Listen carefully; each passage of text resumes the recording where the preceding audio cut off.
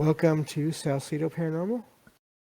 It is Friday, April 29th, 2022. And today we are continuing our series about covering the history of fairs and festivals and carnivals and amusement parks. And of course, the paranormal. As always, you can find all of the episodes of the podcast along with links to social media, ways to donate, and ways to contact me on the podcast page, which is salcedoparanormal.podbean.com. That's SALSIDO paranormal.podbean.com. Always happy to hear from you all, whether you have comments or questions or topic suggestions for shows, or if you have stories of your own experiences.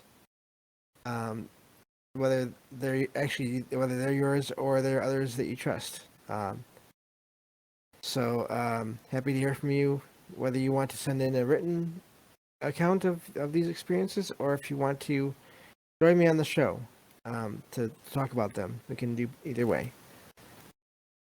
Thank you all for listening, whether you're here for the live stream. I see you there, Derek. Thank you for being here. No worries about not being able to chat, but or whether you listen to the podcast or YouTube feeds.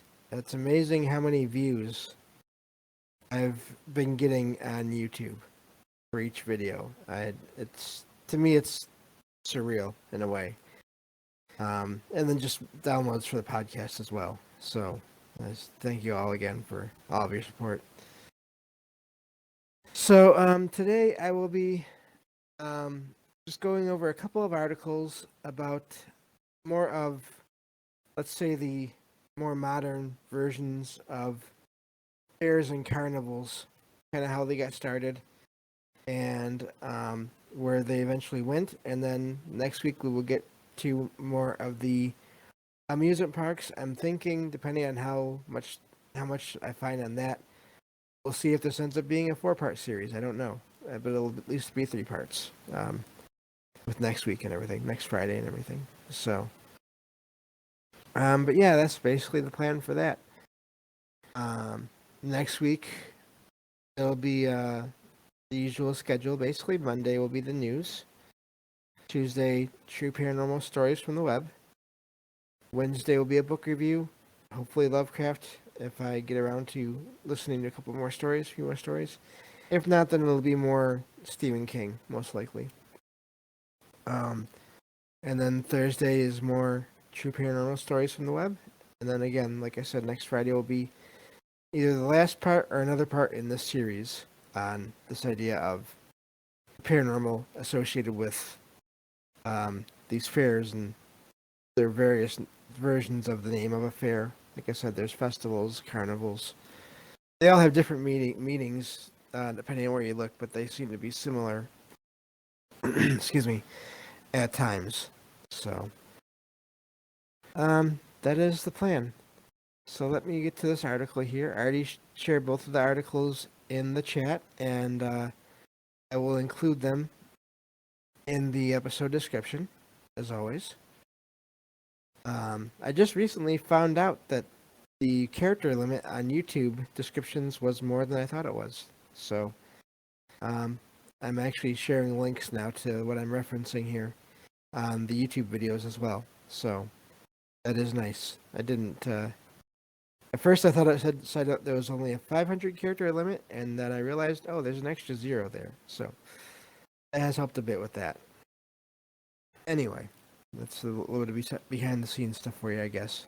But, so this first article I will get to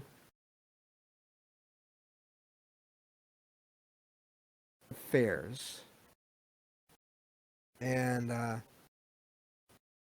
basically it's, American Fairs and Expositions is the other title of it. And this is from fairsandexpos.com, which I didn't even know there was a thing, but that makes sense. There seems to be websites for almost everything these days, which is amazing in a lot of cases, just like this one. And we won't go into the other side of that, obviously. But so I'm just going to summarize this article here for you. And it starts off by saying the history of fairs is kind of murky at best. And the records are not complete, but basically fairs and or festivals have been around since ancient history. Again, just like the last Friday's episode that I did, and then Jennifer joined me on that one, and we talked a bit about that as well. The ancient fairs and festivals, and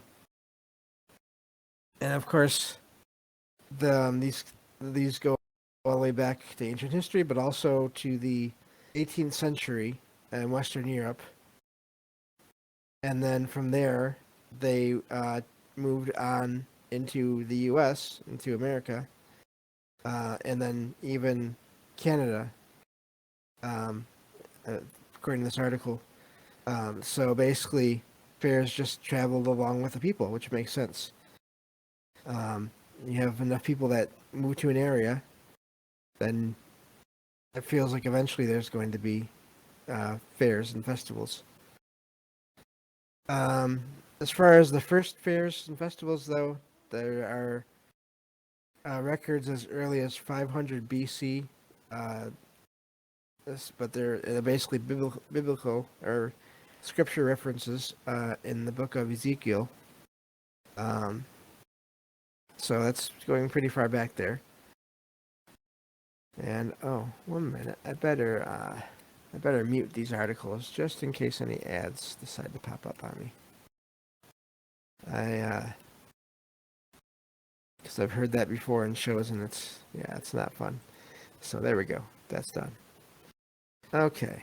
Wait. I lost my spot now. I did that. Okay, there we go. So, it depends on who you ask as far as what the purposes of fairs and festivals were. The other articles that I talked about last week, and we kind of discussed last week, they say that fairs were started out more to do with agriculture and but also religion and basically spiritual. They were put together to honor different figures in mythology and or religion. But in this one, this article says that fairs were commercial, basically from the beginning, and I guess both can be true. I don't know. But this talks about how some fairs, I guess the bigger ones would have people come from all over the world or all over the area anyway. And that's how ideas and goods would be exchanged from lands that are not near each other. And also, again, this idea that how do we know, if you have basically an influx of people that are coming to your town for this event, and if you're doing these ceremonies or rituals, or you're focusing anyway on basically the paranormal or the spiritual, how do you know that you're not drawing things in? And I don't say that as to frighten anyone. I just say that just as an idea. There could be good and there could be bad, just like everything else. There's good and bad in everyone. So there could be basically entities of any kind could be go to these fairs and learn about them and maybe even influence them. So that's kind of at least in the beginning, the paranormal aspect of those, I believe. So, let's see here. So this is kind of going over, I didn't realize this article kind of goes over some of what we already covered last week. But now fairs in the U.S. Started out, basically the idea of a county fair started out in the U.S. as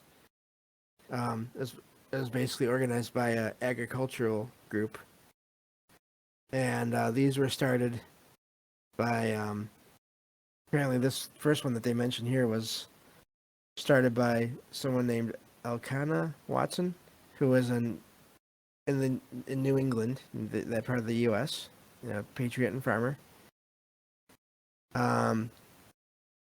He basically earned the title, according to this article, of the father of U.S. agricultural affairs by organizing the first ones in the U.S. And this was in 1811. And so, of course, the other thing that these fairs were, besides places for commerce, they were also places for exhibitions and, again, to spread ideas about agriculture and other things throughout areas and people. So, so that's basically agricultural fairs were a big start of it in the U.S. Now, according to this article, it says that over 2,000 fairs are held in North America each year. And then there's also these agricultural fairs around the world, really, in the UK, in the United Kingdom, Australia, Mexico, other countries. Basically, these people have found these fairs and these festivals useful for, again, commerce and various aspects of their lives, so they've spread around the world. So let's see here. Let's see if it goes. That's the end of that article. So, so that's basically the description of early fairs. So I guess we can move on now to the other article. Yes, shout out New England. Yeah, it makes sense in a way because that's where a lot of things started, and I believe anyway in the U.S. So that makes sense. And that's from Derek, who is from that area of the country. So, so yeah, I'll move on to this other article here, and let's see here how we're doing. Okay. This may be a short episode. We will see what happens, but sometimes when you look into these things, it's easier to summarize them than you think, or it's hard and you just do what you can. So I've done that before too. So this article is called "The Origins of the American Traveling Carnival." That's by Faye Carpenter, and this is from a website called South End Historical Society.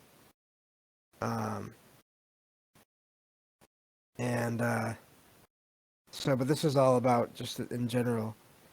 And it's basically to promote an event that is happening, or that happened. I guess this is like from a little while back. But anyway, it talks about how carnivals started in fairs and festivals, but the traveling carnival didn't start. At least not the one we know of today, didn't really start until the 1890s. So there was the agricultural fairs in the early 1800s in the U.S., in North America, and then it took a while, but then eventually the traveling carnival, the entertainment aspect of the fair, of the gathering, started to happen. So let's see here. It also started with the 1893 World's Colombian Exposition in Chicago, because again, this is, I guess you could say, the exhibitions also help lead to fairs or to carnivals, because they would show things that people from maybe that area where the event is being held may have never seen before, and help spread ideas that people in these areas wouldn't have thought of. But they're saying in this article that that event started, basically paved the way, and led to the creation of these traveling carnivals. Of course, there have been just world's fairs or massive international fairs all around the world as well since then too. But the traveling fairs are, they can be wherever. So there's that aspect of those where it's not just a one time a year thing, and it's also a business in a way because you're traveling and you're stopping from you're going from place to place, and so anyway, um, these some of these this I guess this fair in Chicago, this exposition actually was about technological advances, uh, including that's a funny connection there, including the development of technology related to electricity, including lights. So basically, and also another thing that started around this time was mechanical rides, including the first Ferris wheel, and then games of chance, and sideshow attractions, and then of course food. And all these things would be incorporated into traveling carnivals and fairs. Um, and then, of course, the media helped with spreading the word about these events as well. Once after this stationary event was over and the traveling fairs began, these traveling shows began showing up all around the U.S. and just traveling around the country. I believe even following the weather, the better weather. You want to be in an area where people can be outside and it's going to be okay. And so, again, some of these, this is kind of where it starts to get closer to the paranormal in that there are these sideshows, so these different, basically different acts, including some that were dangerous to people, to the people that were performing them, and of course, there's always the aspect of the people that have unusual characteristics, let's say, that was turned into a whole thing as well. And eventually, these traveling fairs and carnivals led to the development of amusement parks. It kind of went full circle in a way. It started out with a temporary stationary event that then moved into traveling events that then developed into stationary carnivals or fairs, or just amusement parks where it's basically a fair all the time, or carnival all the time. And the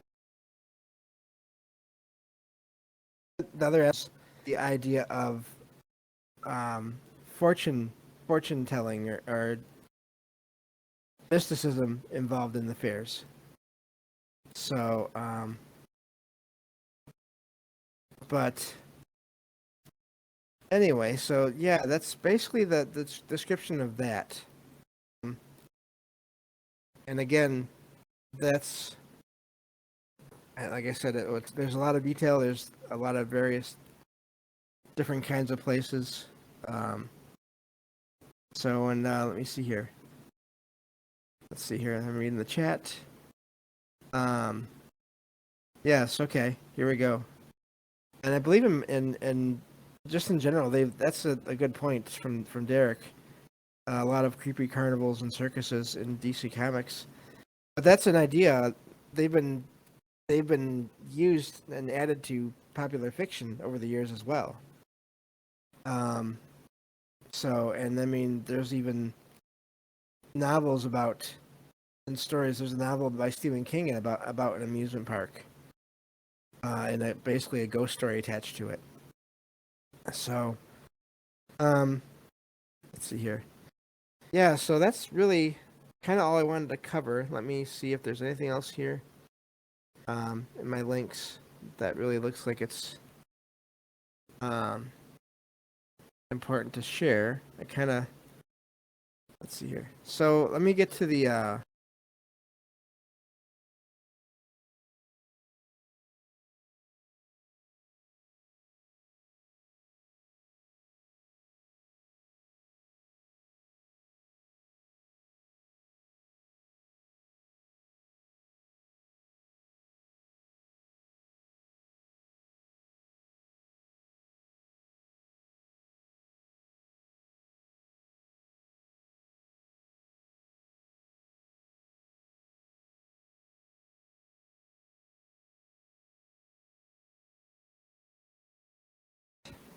and now it looks like I'm back. That's good.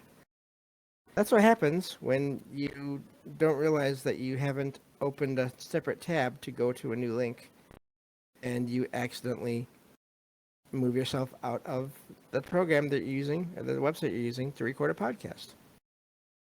So anyway, let me see if I can do that again without doing that again. So, because I do have a definition of the word carnival here, so I think that might be a fun thing to get into. And I will share this link in the chat, and we can go from there. So, and yes, hello APOC, thank you for being here as well. But yeah, that was the thing that happened, but oh well, that's okay. All right, so let's see here. So there's this article, or this basically definition I found, and it says, okay, to get into this here, it says, it gives a definition, and it goes back to the 1540s, a time of merrymaking before Lent. Again, that goes back to the religious aspects of some of these events. But then of course it's let's see here. I'm just looking at this here. Yeah, so it goes into more detail about the actual words. And then let's see what else I have here. But yeah, so really it seems like these festivals and fairs started out for economic and then agricultural, but then also spiritual and religious purposes.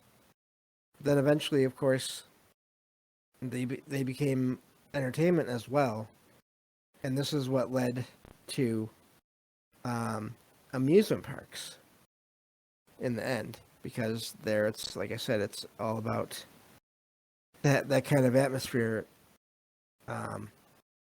all the time, basically. So let's see here. Okay.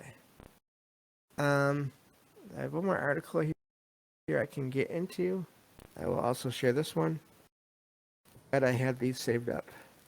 This is helping a lot. So let's see here.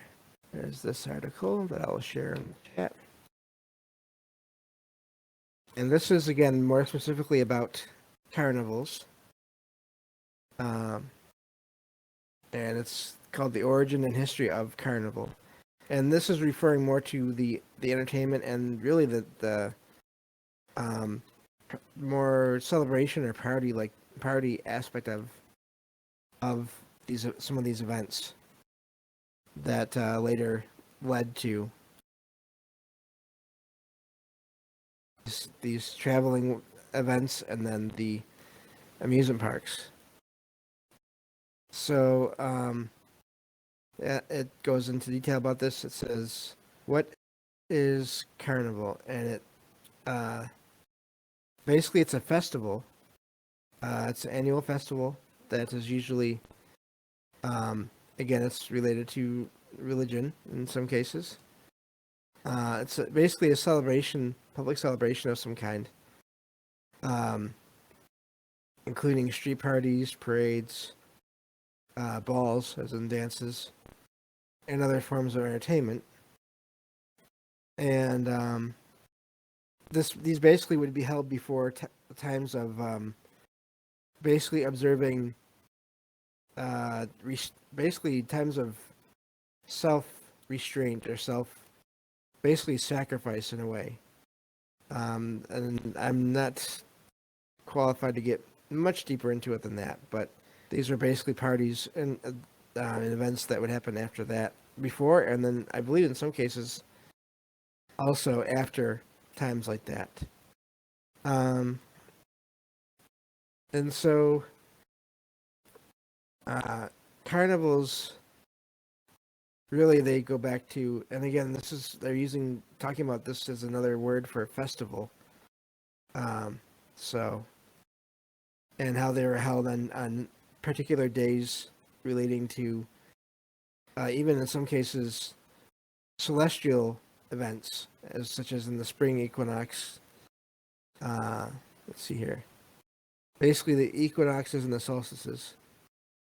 And so I think that basically covers it. I think I could probably go on, but that's basically it. So again, next week we'll kind of cover, yeah, so, okay, now this is, yeah, see, I didn't see this in any of the articles, but it makes sense. Derek says a lot of cultures would purge or purify their bodies for a while before they did shamanic rituals and things. Maybe the carnivals are kind of their last big party before the work starts. And it seems like that's the case in certain stories when you look into them deeper. So, and again, there's the idea of focusing on, particular figures, and even if whether they are existed before or not, again, there's that mass gathering of people with, yes, and APOC mentions tribal cultures as well with dancing. And then the drums and the sound, again, going back to sound and energy and how that can change consciousness. And then just produce energy. Think of all the energy that is being, I mean, yes, it's being used, but anyway, the idea that either these people end up creating whatever they are trying to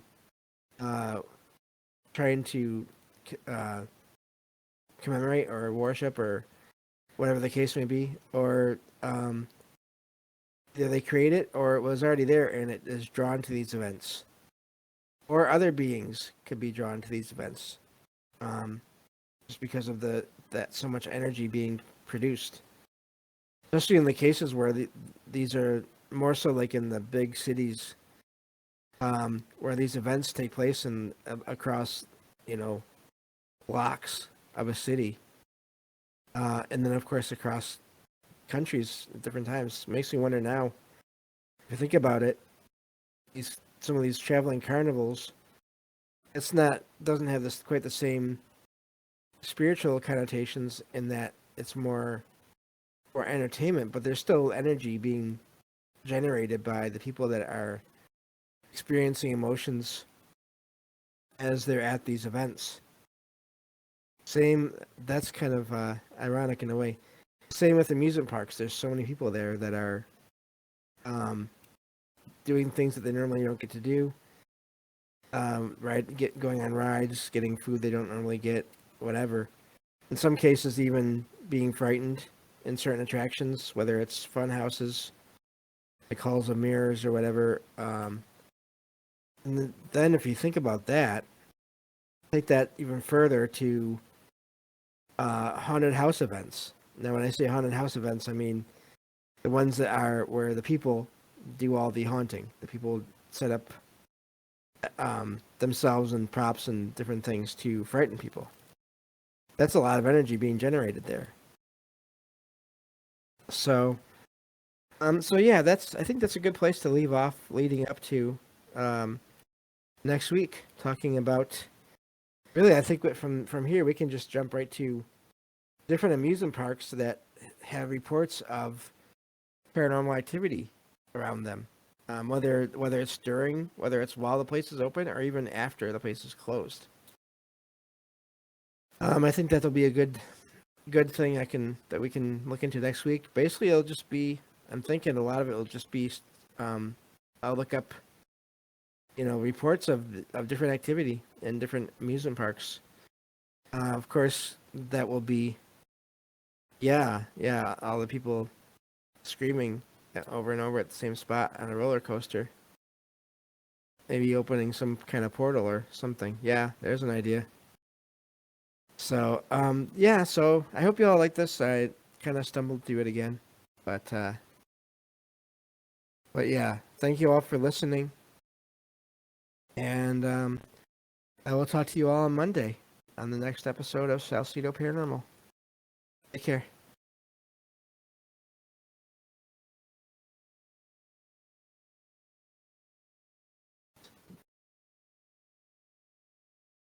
Try this again. Okay, now we're all set. Take care, everyone. Thank